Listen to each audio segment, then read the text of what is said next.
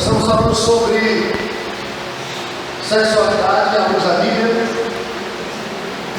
E só para os irmãos que não têm acompanhado desde o início, nós iniciamos essa palestra falando sobre quem criou o sexo, de onde veio, quem fez o sexo. Na origem do sexo está o próprio Deus, foi Ele que fez o homem como ser sexuado. Depois falamos sobre os propósitos do sexo, que o sexo foi criado para perpetuar a espécie humana, foi criado para a satisfação humana e para a união entre homem e mulher. Em seguida falamos sobre a sexualidade fora dos planos de Deus: cobiça, o adultério, a fornicação, a prostituição, o homossexualismo, a pornografia, a masturbação. E na quarta passada nós começamos a mostrar a rota de fuga, como fugir do pecado sexual, ou dos pecados sexuais. E o primeiro deles foi: não alimente a sua carne. Todos nós temos desejos e eles fazem parte da nossa natureza, mas nós não devemos dar evasão a esses desejos, não devemos alimentar a nossa carne, a nossa natureza pecaminosa. Essa é a primeira dica para se vencer os pecados sexuais. Nós queremos então prosseguir hoje falando do segundo conselho. O segundo conselho é: fuja da tentação. Eu queria convidar você a ler comigo 2 Timóteo, capítulo 2, verso de número 22. 2 Timóteo, capítulo 2, verso 22. Para a gente ganhar tempo, os irmãos podem acompanhar a leitura pelo projetor. Vamos ler juntos esse texto? Nós temos aqui na versão viva, uma versão mais fácil de você entender. Eu queria convidar os irmãos a lerem comigo, tá? Vamos lá no 3. 1, 2, 3. Fuja dos desejos malignos da juventude e siga a justiça, a fé, o amor e a paz, com aqueles que, de coração puro, invocam o Senhor. Amém? Esse é o conselho de Paulo a Timóteo. Timóteo era jovem e ainda muito cedo tinha muitas responsabilidades. Na ocasião em que essa carta foi escrita, Timóteo pastoreava a igreja de Éfeso e havia muitos desafios que o ministério lhe apresentava, e além desses, havia ainda as questões pessoais que eram pertinentes à idade de Timóteo, à fase que ele vivia, da juventude, alguns desafios que Timóteo precisava enfrentar. E entre eles estavam os desejos, os impulsos, que são naturais ao ser humano, mas para o jovem isso se torna mais forte. Tá? Por quê? Porque nessa fase da juventude, os sentimentos, os desejos, os impulsos, eles são mais latentes, eles são mais pulsantes do que em outras fases da vida. Eu não quero dizer aqui com isso que um adulto não é tentado sexualmente. Não, pelo contrário. Como vimos aqui, quem está vivo é tentado. Quem é normal é tentado. Mas, para o jovem, isso se torna mais grave por conta de toda a explosão dos hormônios da adrenalina, da endorfina, e ele vive, que faz parte da sua fase, a fase em que ele vive. Por isso, para o jovem, enfrentar os pecados sexuais se torna até mais difícil do que para um adulto. Okay? Mas a tentação ela vem a todos. E o conselho de Paulo aqui é claro. Paulo ordena a Timóteo que ele fuja de todos esses desejos, de tudo que represente tentação. Ele deveria manter-se afastado, manter-se longe. Então o conselho aqui é: não seja valente. O valente sempre cai no que tange a tentação. Todas as outras demais situações de batalha espiritual, de enfrentamento às forças do mal, a Bíblia ordena que você resista, que você enfrente. Mas quando diz respeito à tentação, a recomendação bíblica é que você fuja. É que você não tente enfrentar. Por quê? Porque ela vai minar as suas resistências, vai minar as suas forças, e o fim será a queda. Então, por isso, a Bíblia ordena fugir. Que você não tente resistir, não dê uma de valente, de super crente, porque você certamente irá ceder em algum momento. Mas fugir do quê? Que situações representam uma tentação?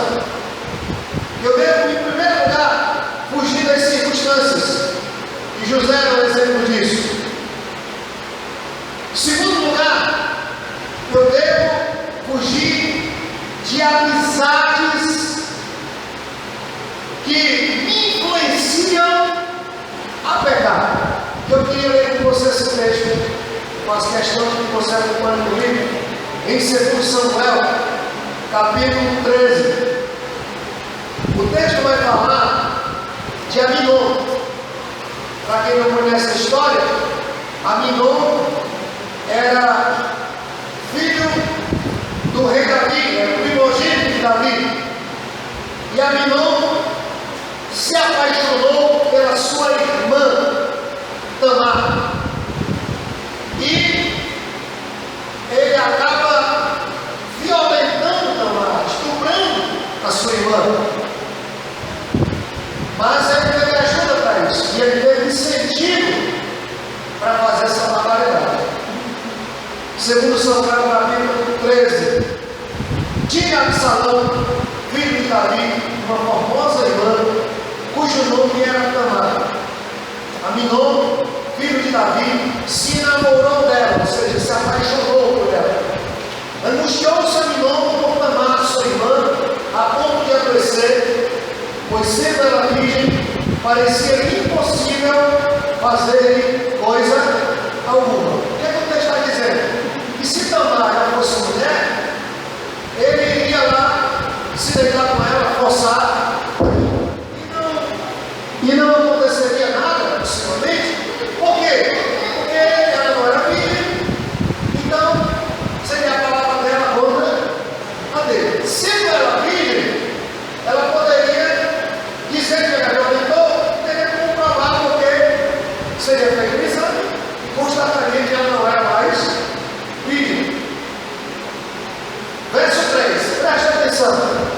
Tinha, porém, Aminon um amigo cujo nome era Jonadab,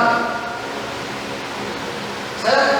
Filho de Simeia, irmão de Davi, ou seja, Jonadab era primo de Aminon, porque Simeia era irmão de Davi.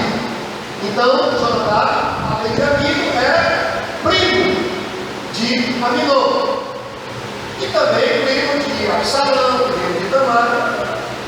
Jonadab era um homem muito sagaz, ou seja, era alguém ardiloso, alguém que engendrava planos, que fazia estratagemas, certo?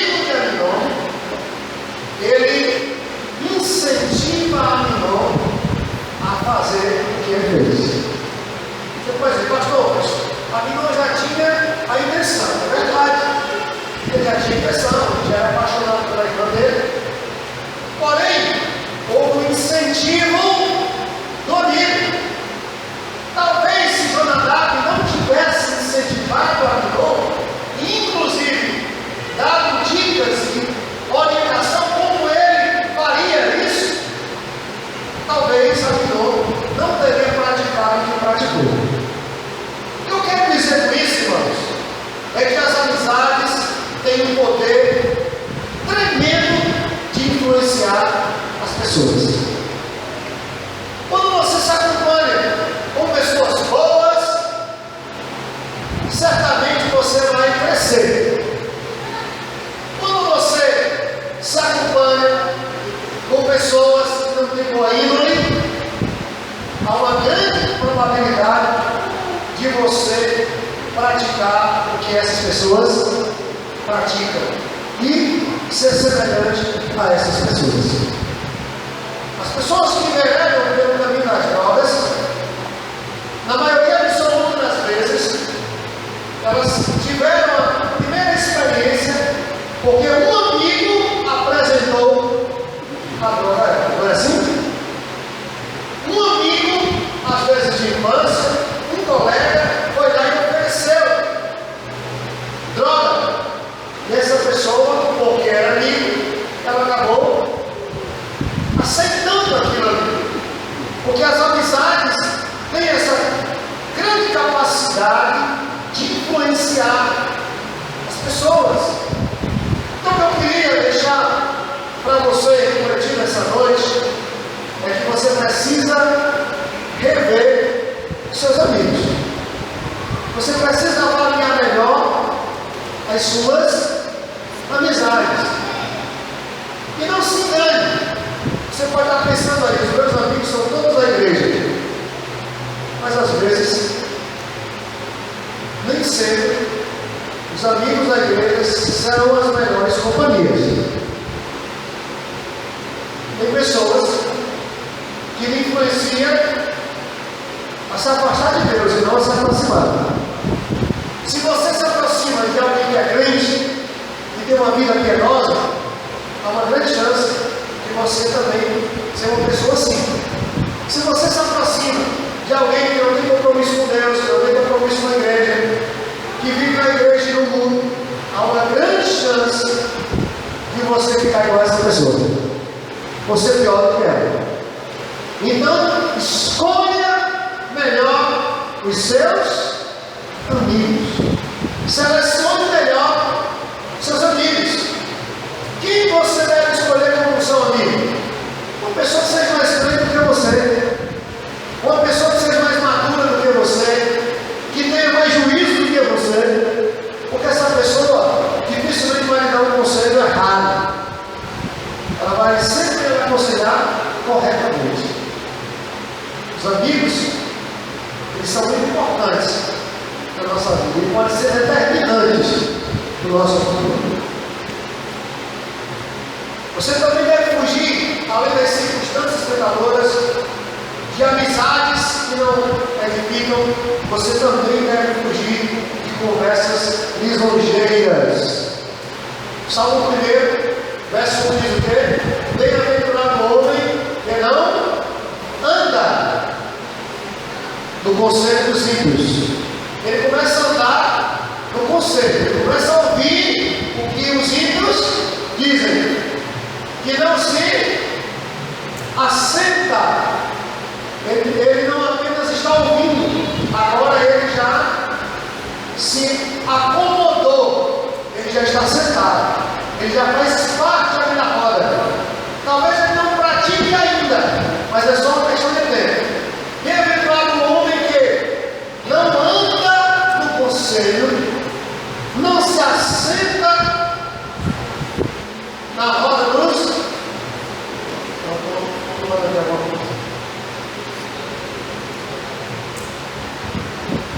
Bem-aventurado o homem que não anda no conselho, não se detém no caminho. Então você começa a ouvir e aquilo ali começa a fazer sentido para você e não incomoda mais a você depois de algum tempo. Aquelas piadas indecorosas indecentes, aquelas conversas pornográficas, tá? Depois de algum tempo não te incomoda mais, já vira normal. Então você começou a andar ouvindo o que eles dizem, aí você já para no caminho deles, e o fim vai saber, você vai fazer parte da roda roda, não se assenta na roda dos escarnecedores. Perceba que é um processo aí. São estágios que ninguém cai da noite para o dia, que nem se desvia no instalar de Deus. É um processo.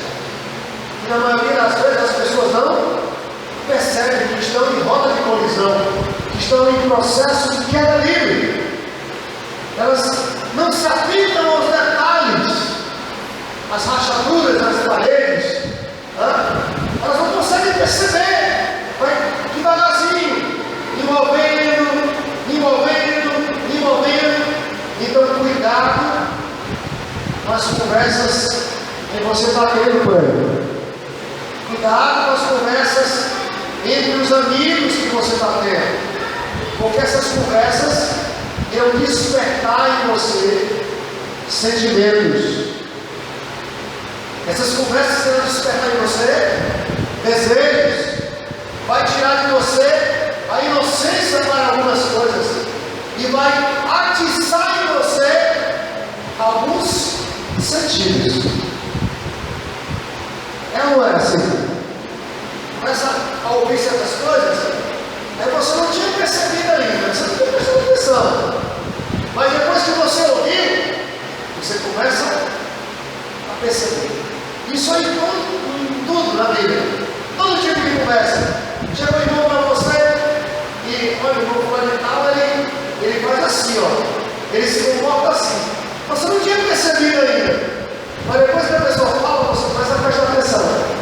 E aí você forma a sua própria ideia sobre aquele irmão.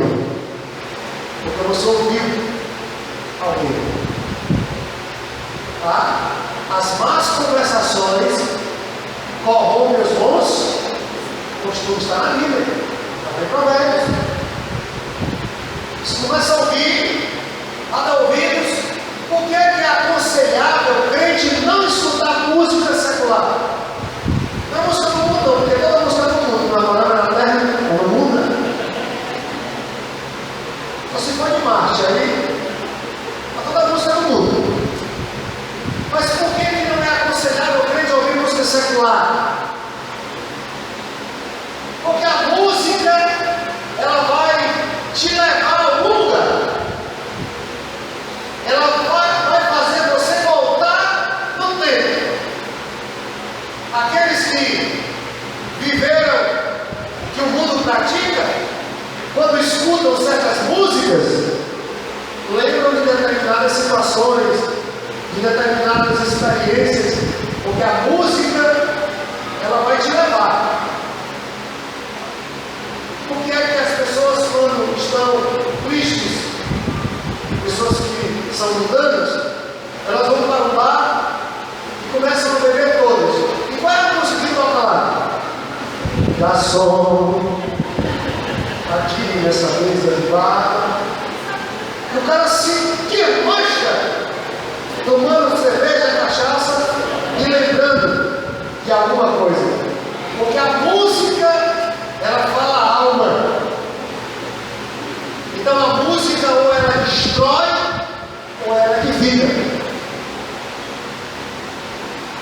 Eu não tenho segurança em dizer que quem escuta a música secular está pecando, porque não há base bíblica para essa afirmação.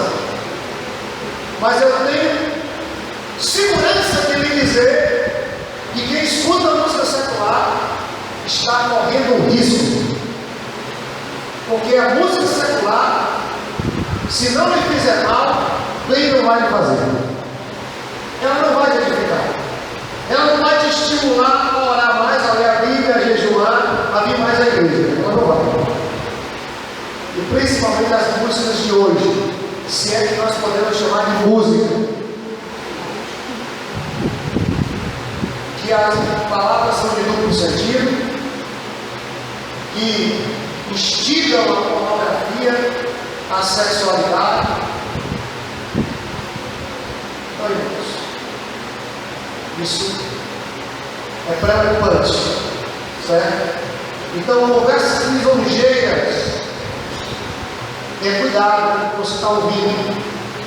Tenha cuidado com as conversas que você está escutando, com as rodas que você participa, porque isso vai estimular em você desejos e sentimentos. Uma outra dica é vigiar as portas de acesso.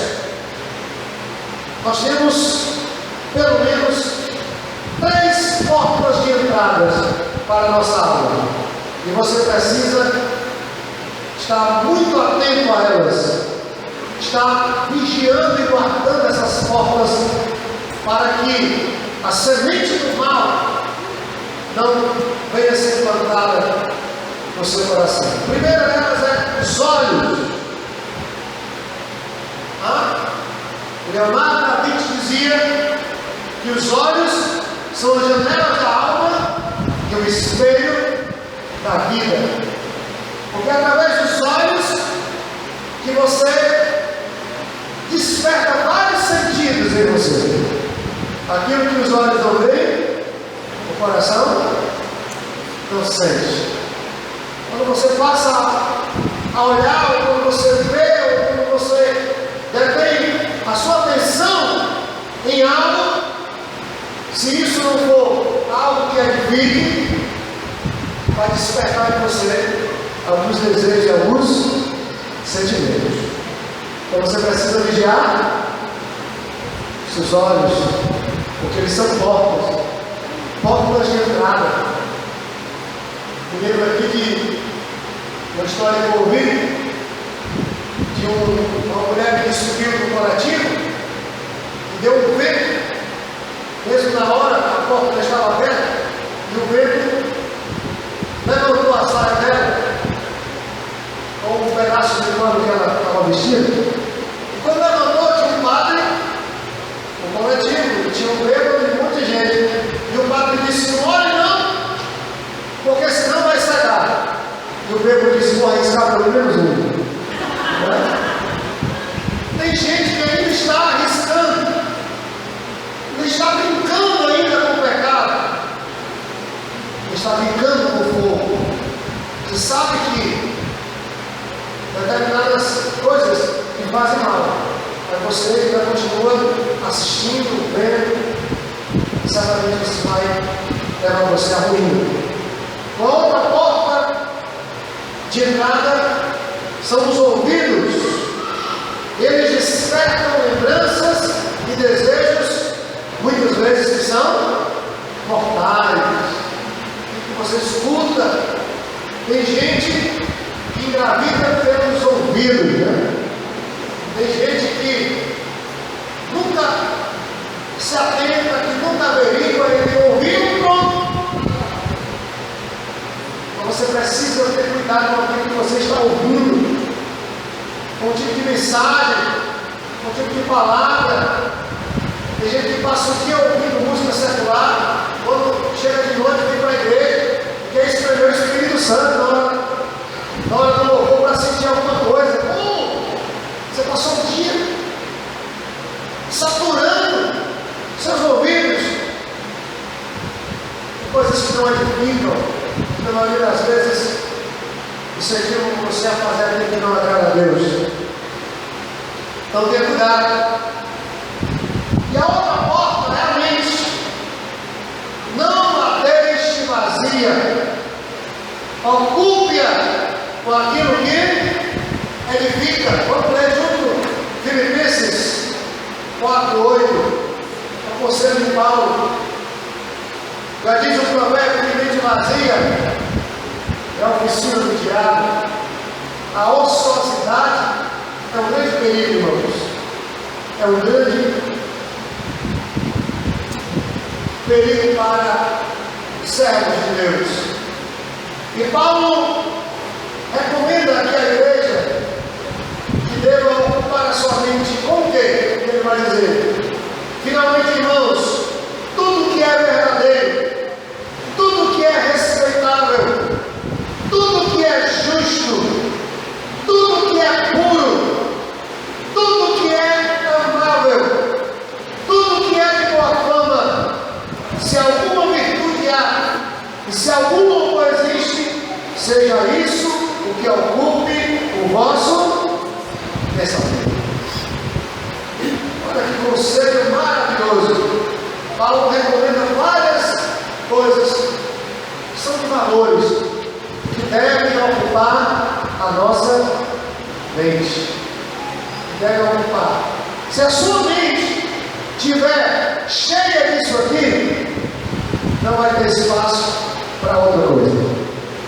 O inimigo pode dar essa seta de pensamento, mas não vai ficar, porque a sua mente já vai estar ocupada por aquilo que edifica, por aquilo que agrada a Deus. Essa é a orientação. Outra dica, eu estou terminando. Uma outra dica para se vencer os pecados sexuais é encha-se do Espírito Santo e da palavra de Deus. Quer vencer o pecado? Você não vai vencer sozinho. Você não vai conseguir vencer o pecado sozinho, na força da carne, porque a tua natureza te convida a pecar. Quer vencer o pecado? Então, em primeiro lugar, encha-se do Espírito Santo de Deus. Cheio do Espírito Santo, você não irá ceder à vontade da carne. Vamos ler Gálatas, capítulo 5, versículo de número 16.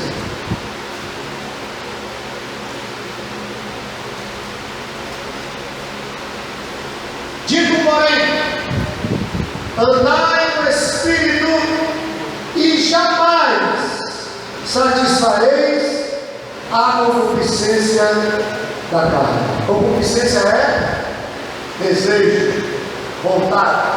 O que Paulo está dizendo é que se você estiver cheio do Espírito Santo, você não vai ceder à vontade da carne. Você não vai pecar. Então, o conselho é: encha-se do Espírito Santo de Deus. Cheio do Espírito, você vai ter força para resistir ao pecado. Vai ter força para resistir à tentação. Segundo conselho é: não perda tempo.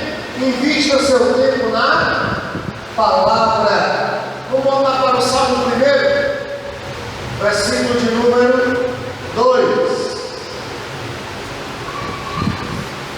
Encha-se da palavra de Deus.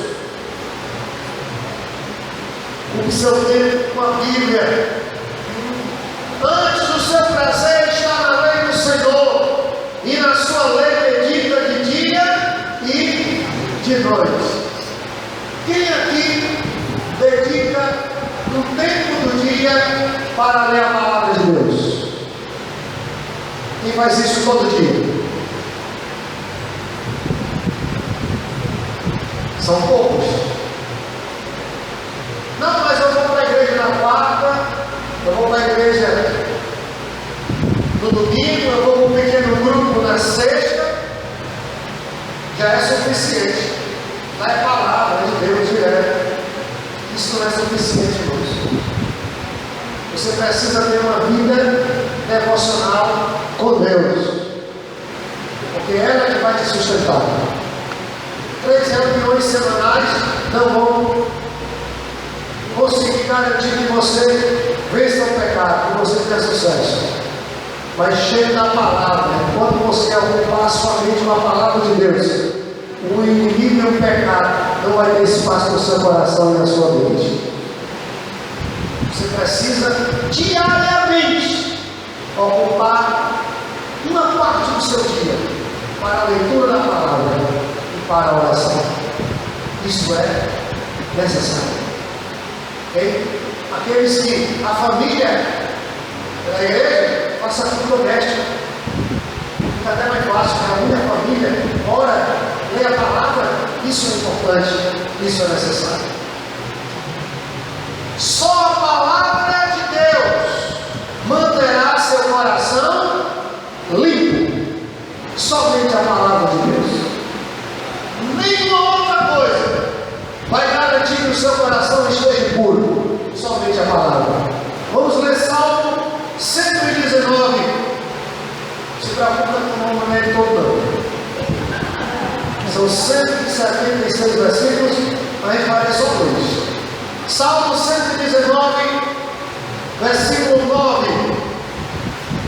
De que maneira poderá o jovem guardar puro o seu caminho?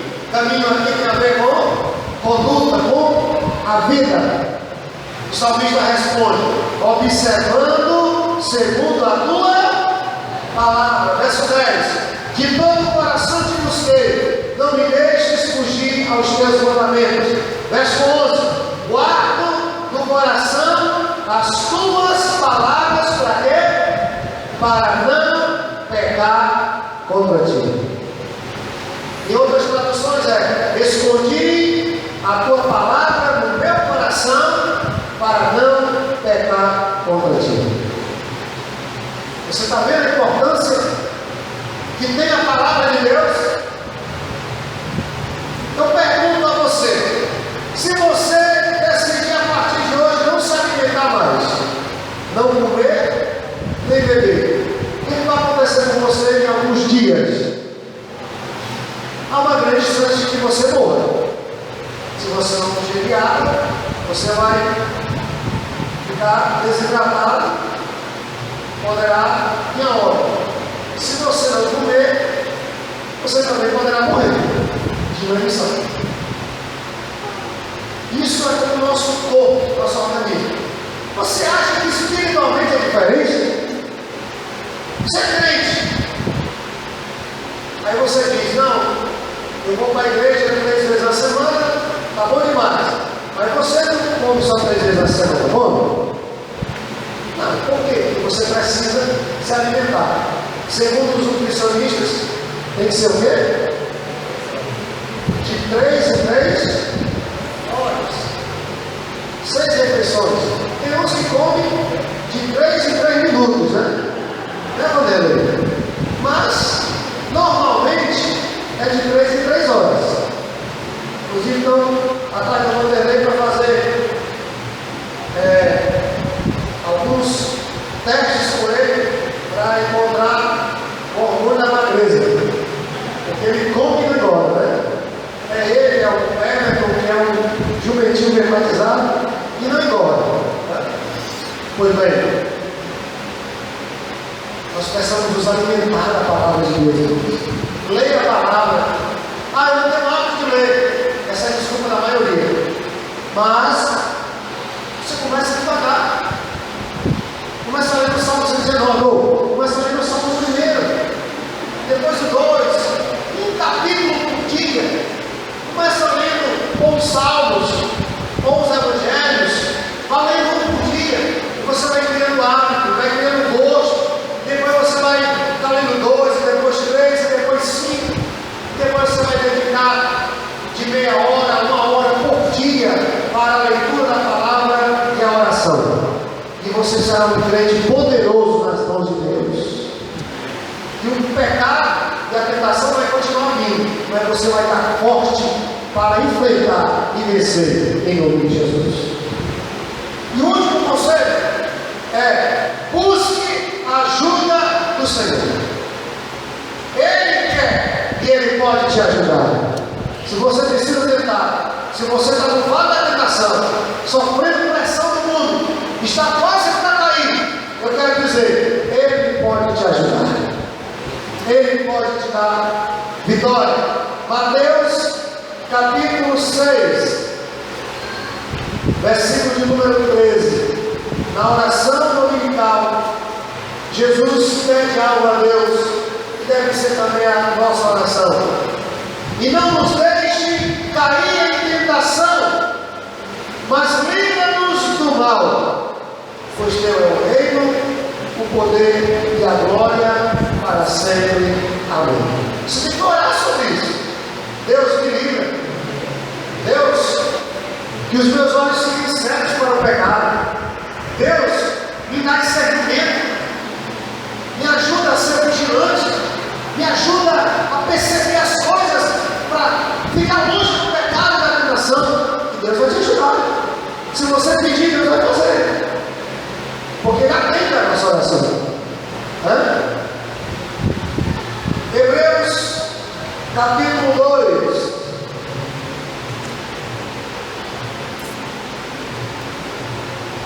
Mas o texto que fala de que Deus pode nos ajudar.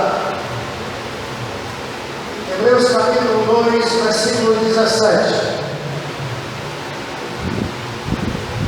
Por isso mesmo convinha que em todas as coisas se tornasse semelhante aos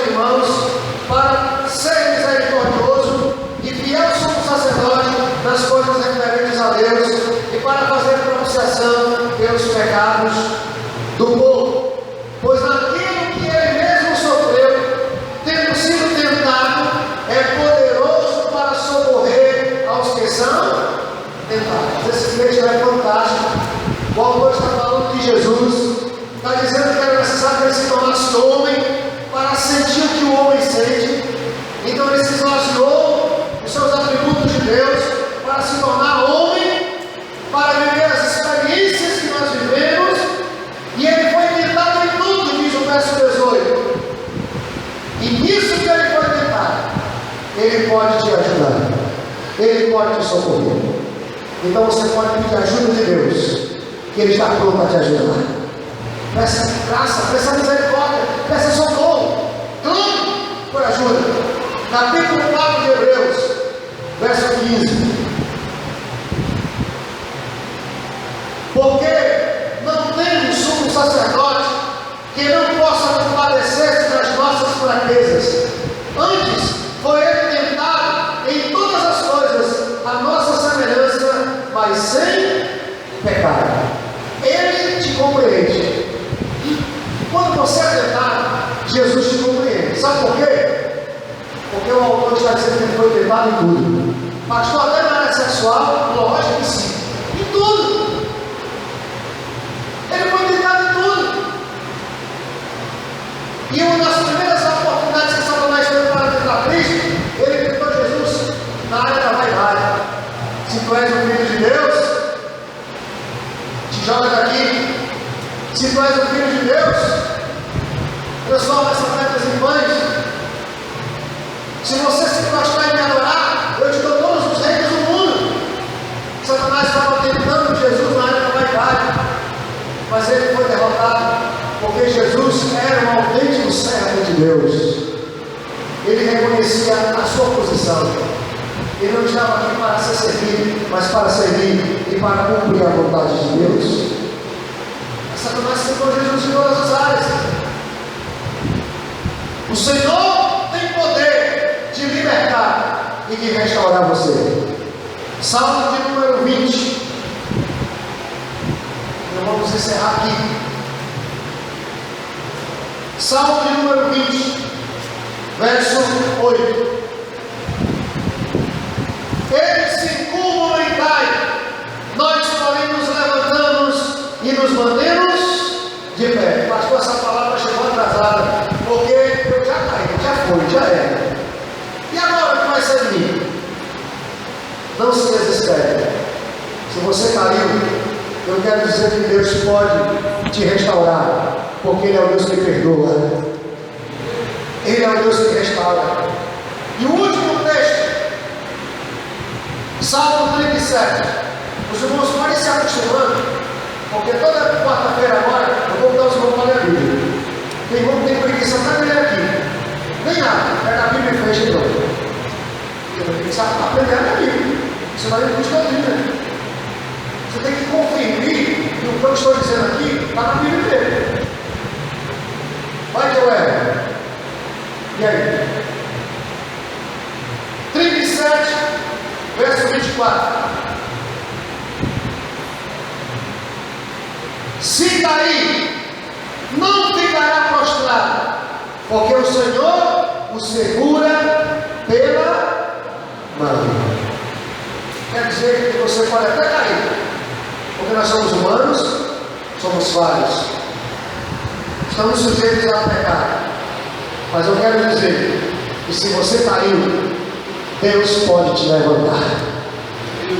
E se você pecou e está se sentindo culpado, e Satanás está te oprimindo com sentimento de culpa, eu quero dizer que nessa noite Deus pode quebrar as cadeias da culpa, tirar toda a culpa do seu coração, porque se o teu coração te condena, maior é Deus. Ele tem poder, Ele pode, e Ele quer te perdoar.